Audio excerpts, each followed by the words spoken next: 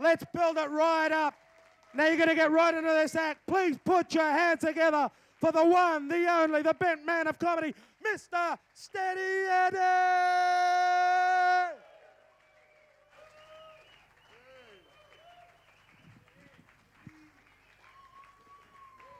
Yeah.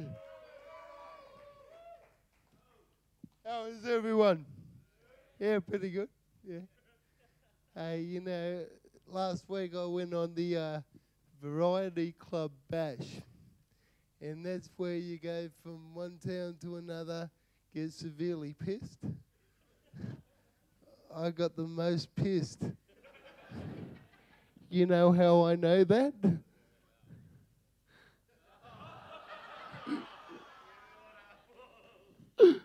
It looks really bad. I look like fucking Damien, don't I? Oh, man. Yeah, good on you, mate. You're up to $15 already. I've been travelling around the last 2 years, and I've been to places around Australia that no one ever should go to, like the Northern Territory. Anyone been up to the Northern Territory? Yeah? No? No? I'm the only dickhead. I can't believe I went up there because of that little short-ass prick Daryl Summers. Yeah, I saw that commercial, You'll Never, Never Know. If you never, never go. Bullshit. I can't believe people pay $4,000 to go around in a bus for a week. There's only so many times you can get out of the bus and go, look, Beryl, a different shade of sand.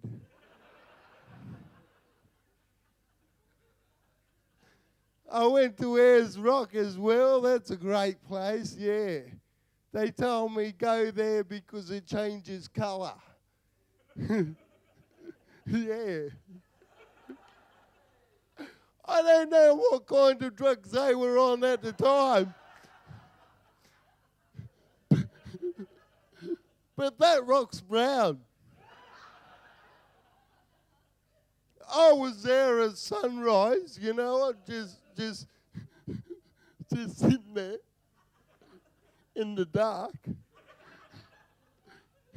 And I saw this outline of the rock. I thought, yeah, that's got to be it. And I'm looking around and I'm going, okay, sun's coming up now.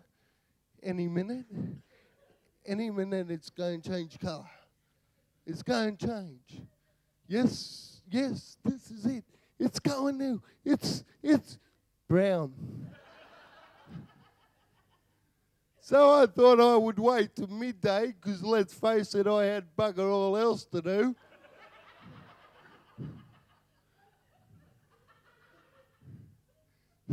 So the sun's directly above the rock, beaming down on the rock. I'm thinking, yes, this is it. And it wasn't. So I waited till sunset, because I thought, I've got to give it one more chance. So yeah, I was stupid, mate. I know I was, because the fucking thing was still brown. So I went back the next day on LSD. It was red, white, blue, yellow.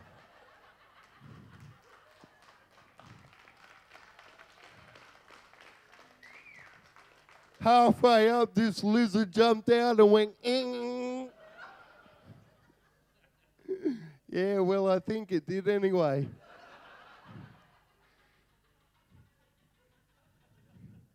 I got to the top of the rock and I was really pissed off. There's nothing up there. I mean, least they could do is put a pub up there. That way you could get shit-faced and roll down.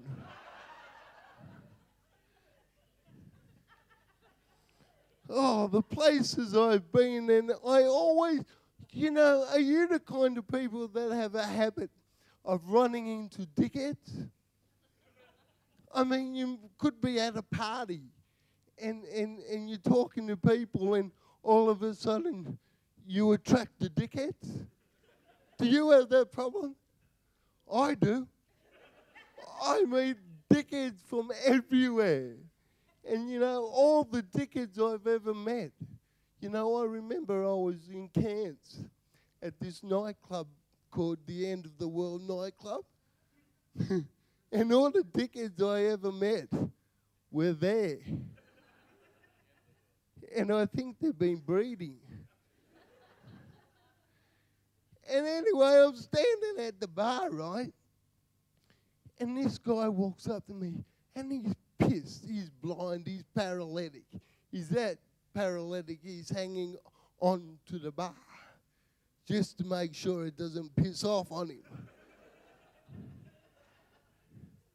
And he looked at me and goes,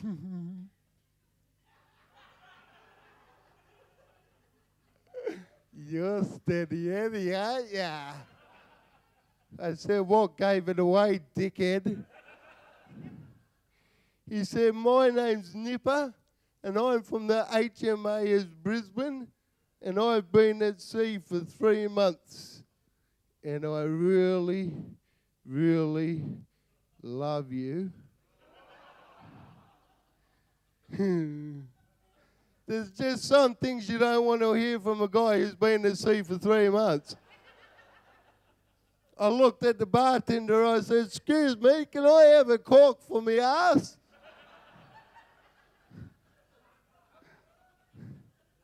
He said, "Sorry, mate, we don't make that cocktail here."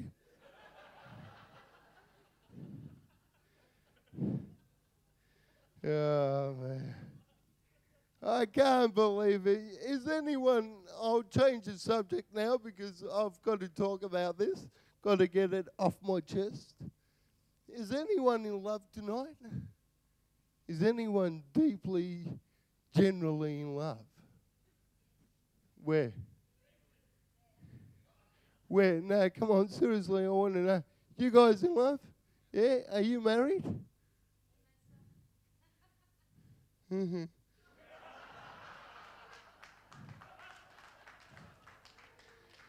50,000 sperm and that had to be the one, eh?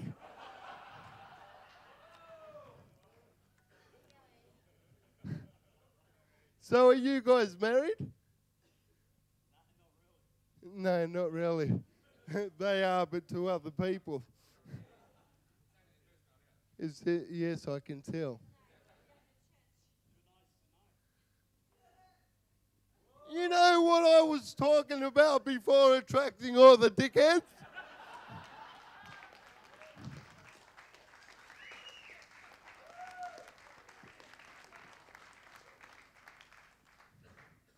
She's looking at me going, "I paid $40 for this shit." 50. You got ripped off? No, because I talk about love and marriage because I got married, right? And I was married for 18 months. Now, my wedding and honeymoon cost me $30,000. Yeah, I know. I know that, mate. I mean, I was never good at mathematics, but I don't think I got value for money.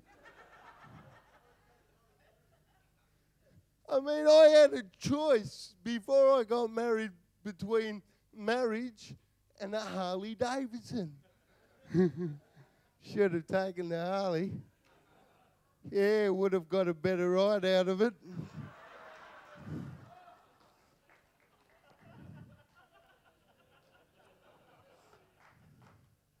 So who's married here? Who's married? Like actually got the ring on the finger. Are you married, mate? No. Let's see your hands. Oh, no. No, because I can't believe you spend all that money for that one big day. That one big day in your life. And what do you get in return? Mate, you don't get a root. No, because you're too shit-faced. All you end up with is 200 pissed friends. And I'm desperate for a root, but not that desperate, mate. No, all you end up is 200 pissed friends and a cake that no one eats. Have you noticed that? People just walk up to a cake at a wedding and go, yeah, I'm not eating that. No way, that's got fruity shit in it. I can't believe I had to get a quote for my cake.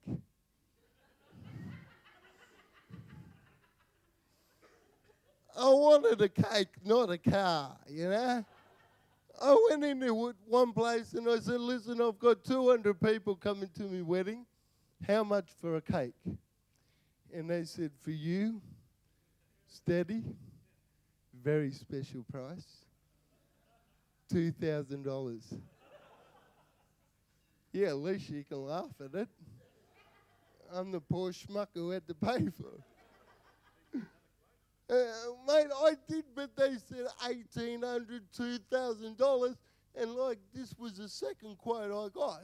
And I just looked at her and went, $2,000 for a cake. She goes, yes, $2,000 for a cake. I said, $2,000 for a cake?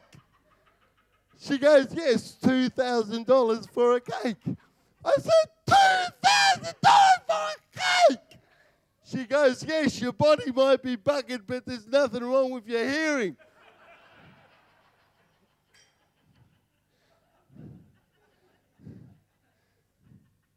I said, darling, if I'm going to pay $2,000 for a cake, when I take a bite, I want to feel like I've just been blown for the first time.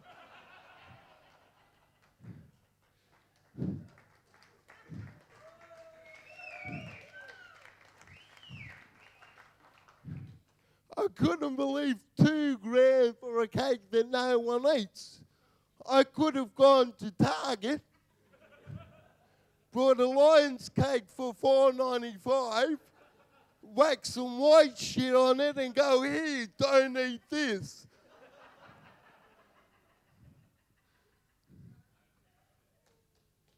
I've got a theory about wedding cakes, right? I reckon there's got to be a warehouse somewhere in the world with leftover wedding cake. So what we should do is gather it all up and send it off to the starving kids in Ethiopia. Yeah, they'll still be sick, but at least they'll be full.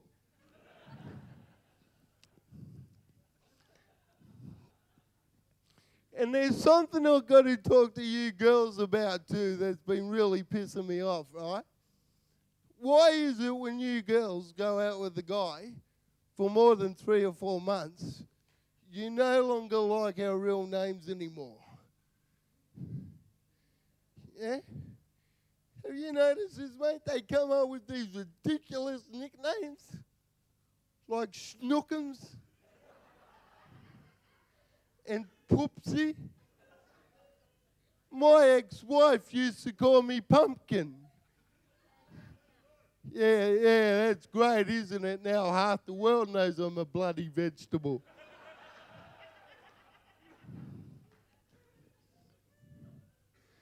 I remember one night I came home from the pub and I was pretty paralytic. Yeah, but no one else could tell. Yeah. And I got to the front door and you know, I'm there sort of going. And I got the key out of my back pocket. I put it towards the keyhole. And I knew I was pissed because I was doing it with my left hand. And thank God for you women because you've got a built-in ESP because the door just opened. And there she was, standing there, looking like an alien. You know that look, guys, don't you? That.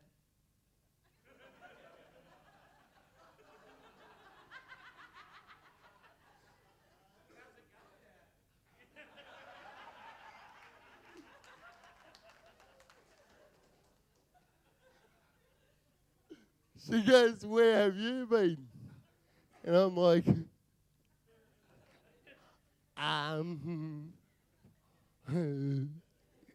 the pub. She goes, yeah, but the pub shuts at 12. It's now 3. Where have you been? And I'm like, think fast, dickhead. And she goes, where have you been? I said, walking home. She goes, yeah, but the pub's only 10 minutes away. I said, not when you're a pumpkin.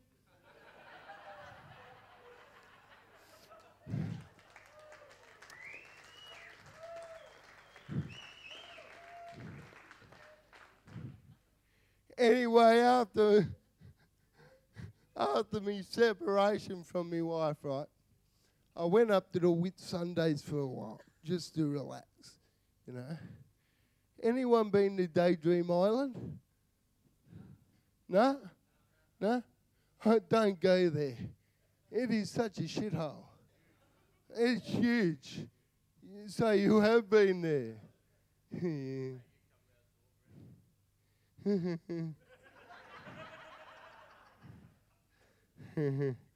Let me tee you up on something. Comic? Audience? Joke? Laugh? If you can comprehend it. No, I went up to Daydream Island after I got separated because I went there because I thought I'll get pissed and get a root. You know what I was doing at 11 o'clock on a Friday night? Playing bingo. They shut the bar at 1 in the morning. At 1, I'm just getting psyched up by 1 o'clock. I'm thinking to myself, bar shut. I need a drink. I need a drink now. I've got to have a drink. I'll go to another pub. Then I remembered I was on an island. Yeah, it was a hell of a swim, but I made it.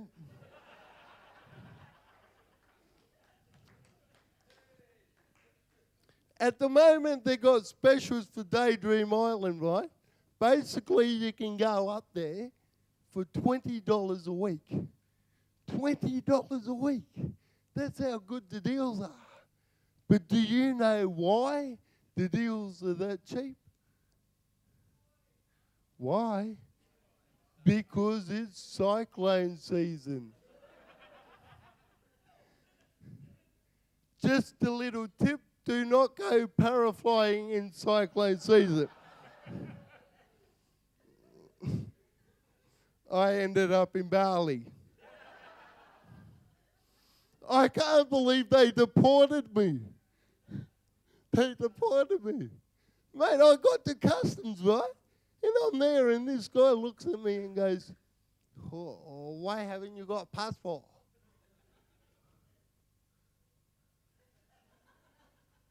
What could I say to that? I said, well, you know, mate, I wasn't expecting to come this far. I couldn't believe it. I went to Daydream Island to get pissed and get a root. Yeah, that was a bloody daydream. Hey? What?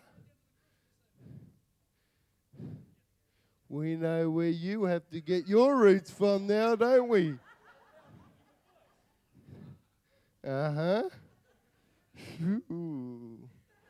I'll be keeping away from him. No, I ended up living a year in Ellie Beach, right? And I used to flat with this guy that used to be in the SAS. For you who don't know what the SAS is, basically they're the Australian commandos. They're very tough guys. Basically, they can kill you with their own shit. And I spent 6 months with a guy like this, and I really, really liked him. But there was a few things I didn't like about him, like when he used to wake me up at 3 a.m. with a knife at my throat, calling me Charlie.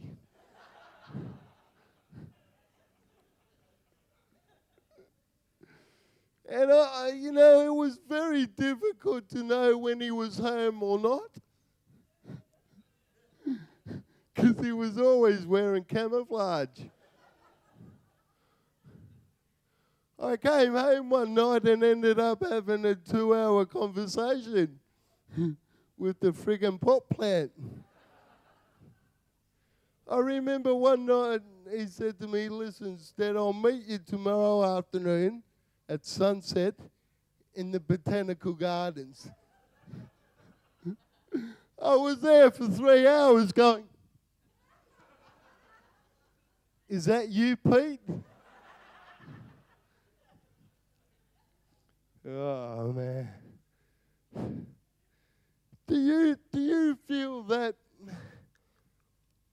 people that work for Ansett and Qantas are complete and utter imbeciles?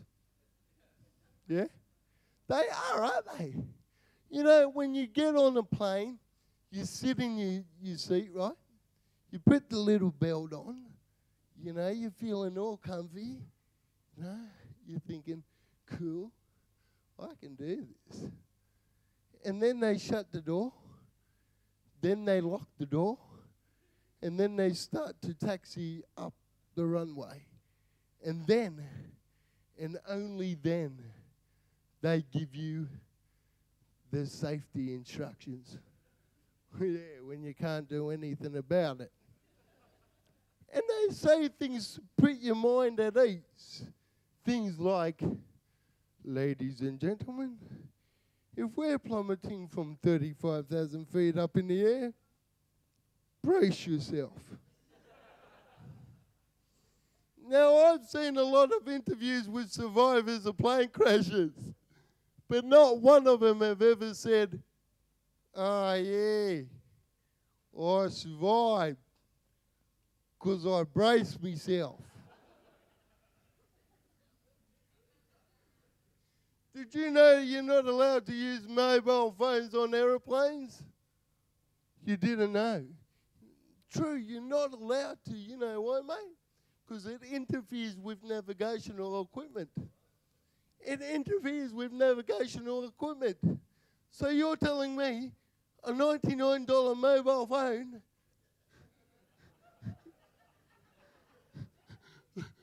from Tandy Electronics interferes with navigational equipment? Oh, shit, that makes me feel safe. But ladies and gentlemen, if I'm telling you, right now, if I'm plummeting from 35,000 feet up in the air, I'm using that bloody phone. I'll be ringing Air Sea Rescue. I'll be saying, "This is me longitude and latitude. I'll meet you there in 5 minutes."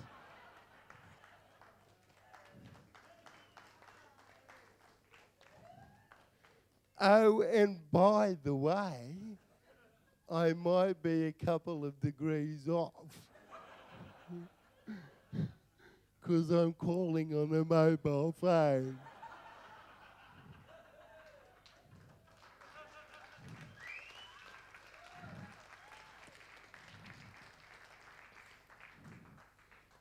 Have you ever read what's written on the wing of an aeroplane? No? No step, that's one of them. But my favorite one is in big black 4-inch block letters. It says, "Do not walk on wing." Now, I've got to admit, I've been pretty pissed on some flights before. but not once while I'm 35,000 feet up in the air have I ever got out of my seat and thought to myself, I wonder what I can do now. I know, I'll go wing walking.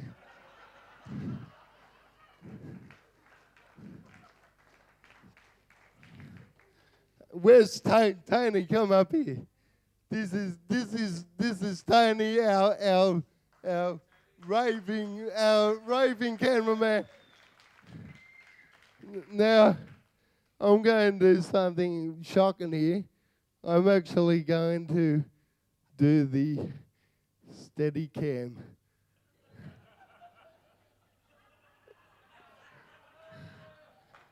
There you go, up in. How do you get into this freaking thing? Gee, it's worse than trying to get into a condom. You got it happening. Hit the red button. Hit the red button. Oh, Jesus.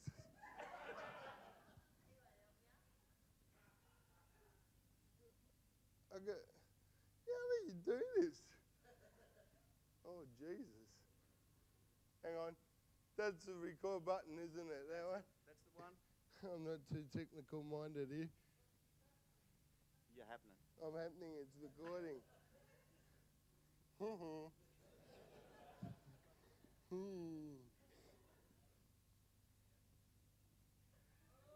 Hey, mate, I tell you what, mate, you need to, like, pluck your nasal hair because it's really shocking at this. Oh, this is great, isn't it? I got an idea. Why don't we pick someone in the audience to do the steady cam? Yeah? Yeah, well, while I get on with the rest of the show, because I can't sort of talk and walk and work this fucking thing. So you, I don't know, who we going to pick? Who we going to pick? Who wants to be a cameraman? You found it? Where? Hey, give it to her. Yeah, give her a crash course. Yeah, no worries.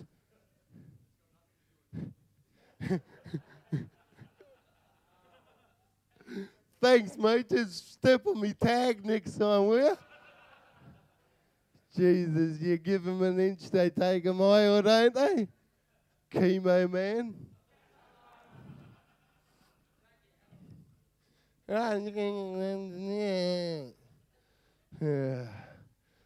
Do you guys ever have really weird thoughts? You know, about TV programs? No? Just me, eh? Now, I had this really weird thought about Star Trek the other day. Is there any Star Trek fans in tonight or what? You're a Trekkie. You've been dobbed in, mate, by the three people behind you. No, mate, I'm a Trekkie too. I'm Australia's biggest Trekkie. And I had this weird thought the other day. What if Star Trek was invented by Australians? It would change it completely, wouldn't it? I mean, can you imagine? You know, like, you got Captain Picard on the ship of the Enterprise, the bridge of the Enterprise, I should say, and he's standing there. And imagine his number one officer is Commander Wayne Smith from Villawood.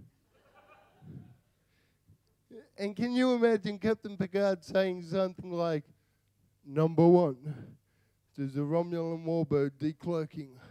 I'm the photon torpedoes and raise the shields."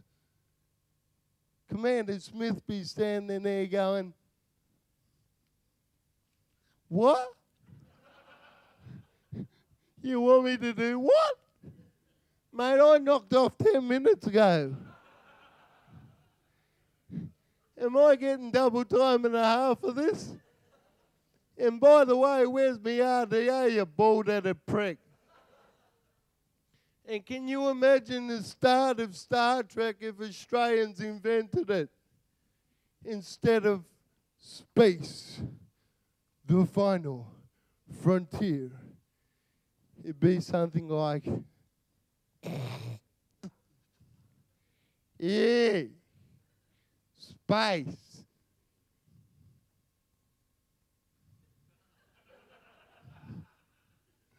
Out there somewhere. I mean, I just got this mental picture if it was Australian created instead of the USS Eddy prize. I'm sorry, am I talking in front of you again? It's you two again, isn't it? It's you two again, is it? You what? You missed on something. Uh-huh.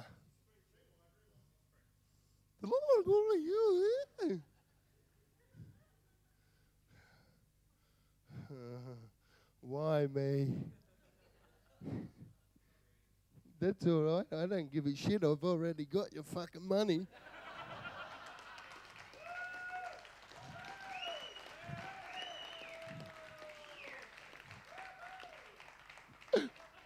Whoops, that would have been perfect if I didn't say. How are we doing for time up here? Is it about time that I pissed off or what?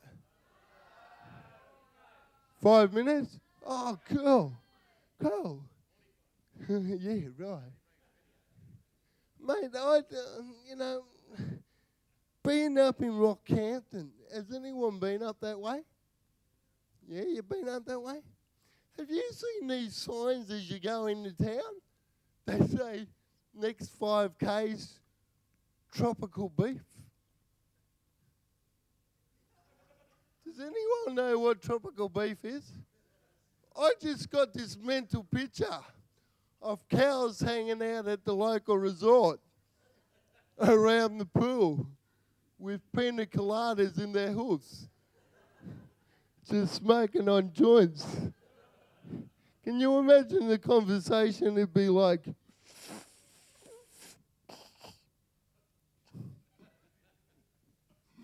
hey, Brahmin. He goes, yeah. What do you want, Jersey? He goes, I'd like to shake the hoof of that cow that invented that rumour about the mad cow's disease. I don't know, I get this weird shit in my mind all the time.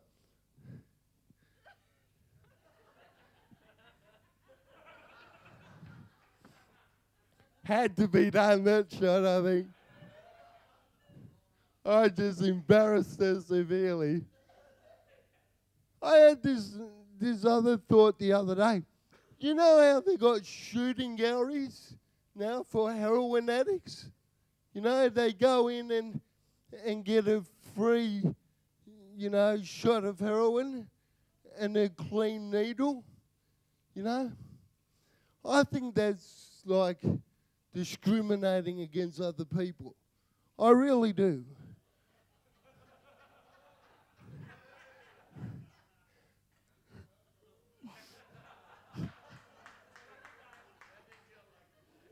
I'm not even going to touch on that line.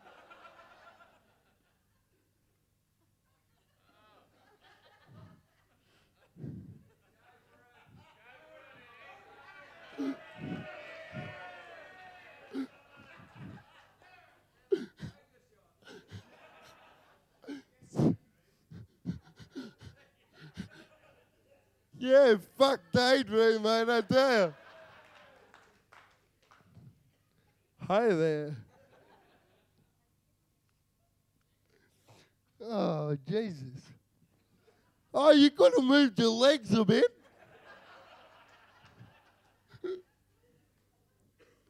But as I was saying, I think it's discriminating against the rest of us.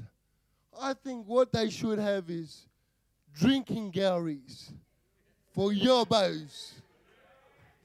Don't you think so? You know, I would love to go into a place with clean glasses and disposable ashtrays. But there are a few criteria of getting into the drinking gallery. The first one is you've got to at least have 12 altercations with taxi drivers in the last 3 months. You must participate in a pub crawl at least 3 times a week. You must have thrown up in a taxi at least twice in the past 2 days.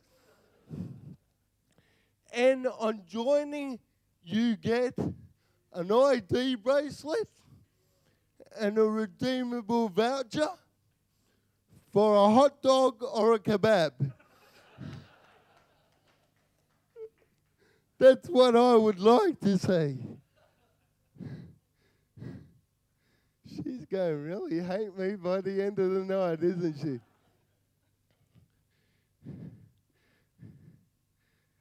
Hi there.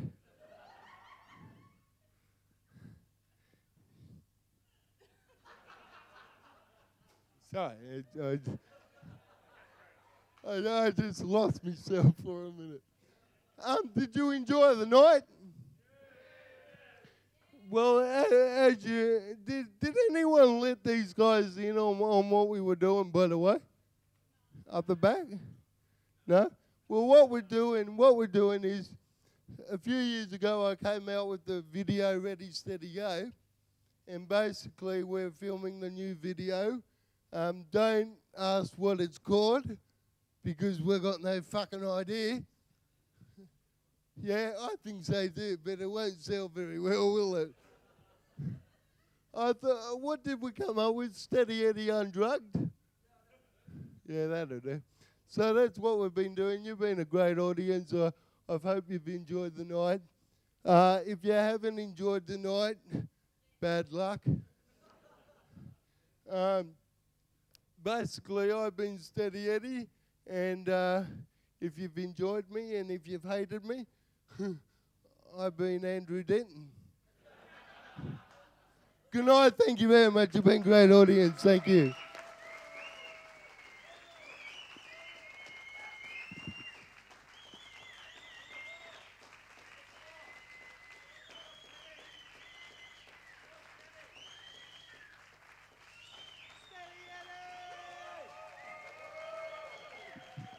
Steady Eddy! Woo! Woo!